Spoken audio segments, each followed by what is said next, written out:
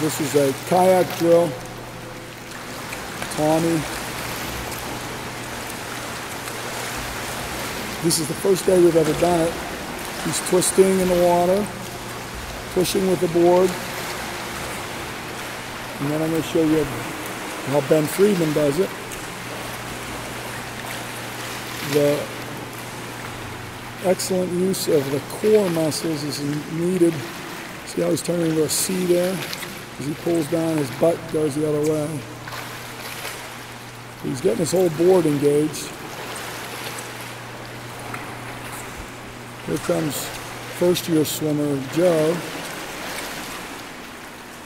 He wasn't getting his... Oh no, this is Josh. Go ahead, Joe.